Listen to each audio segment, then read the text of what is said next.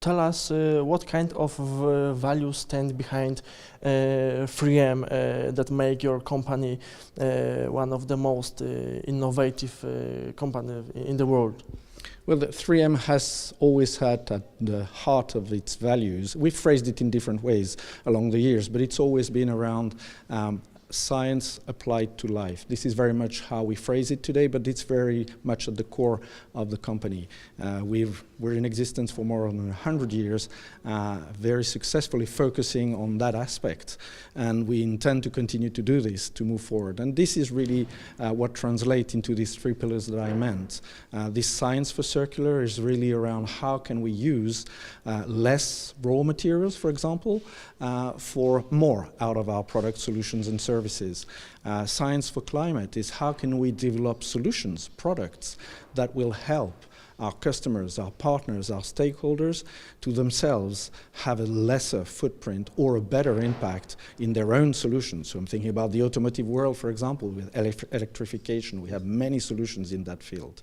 And the last one, science for community, is for us a critical piece. How can we, for example, educate young women around STEMs and make youngsters understand that STEMs is a critical piece of their potential career and a potential piece that can impact the way to develop new solutions, thinking differently. So these are very much at the heart of the company, and this is very much what drives us forward.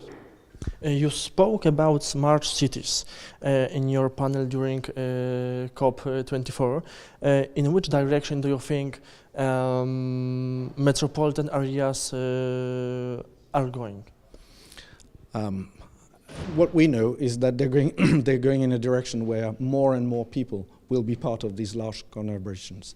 I think it has been said that 2.5 to 3 billion more people in the next 25 years will be joining already large cities. So we really cannot handle that as we've been handling cities in the past. We have to be smart. So this concept of smart cities is very broad, and we discussed that yesterday during the panel. But for us at 3M, we think that if we really look at interconnecting issues like water management, traffic and mobility, electrification, autonomous vehicles being part of the solution, but also the change of behaviors in sharing cars, and how do you enhance and enable this through science and technology.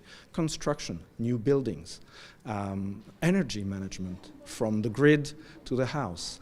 How can we make this something that becomes a, again, virtuous circle rather than something that plays against the citizens that live in these cities? I think then we would have a smart city. And I think we can. I think we have many solutions and many behaviors that are changing or coming up that will take us in that direction. But it takes also courage from local governments or national governments to make the right regulations, to put the right incentives for these new technologies to find their place and become effective. And what do you think about Polish cities? They have a chance to become a smart? Absolutely. I think they're absolutely in the right positions right now to become maybe even examples of smart cities for the world. You're right in the middle of a huge boom and development in Poland. So how do you ride this wave, economic wave, but also this change wave with a very young and talented population? How can you ride this and get from them the ideas of the future, maybe rather than use the solutions of the past?